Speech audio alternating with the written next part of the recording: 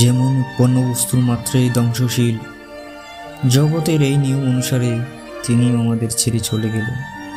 তিনি পরিনির্বাপিত হলেন। সেদিন ছিল সোমবার বিকাল ৩টা ৫৬। ৩০শে জানুয়ারি ২০১২ খ্রিস্টাব্দ।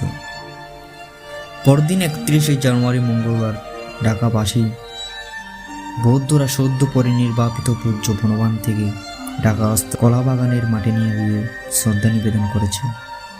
২০১২ সালের ৮ই জানুয়ারি তার ৯৩তম জন্মজয়ন্তী উদযাপনের কিছুদিন পর তিনি শারীরিকভাবে অসুস্থ হয়ে পড়েন। তাকে সুস্থ করার জন্য ভিক্ষু শ্রামণ, উপাসক উপাসিকা সহ এবং ডাক্তারদের প্রচেষ্টার কোনো ত্রুটি নেই।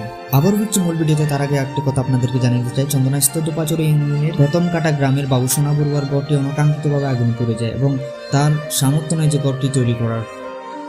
স্ক্রিনে দেওয়ার নাম্বারে আপনাদের সামর্থ্য নয় যে ১০-২০ টাকা যা পারেন আপনার সাধ্য মতো পাঠিয়ে দেন। ধন্যবাদ। তবুও বান্তের অসুস্থতা বাড়তেই থাকে।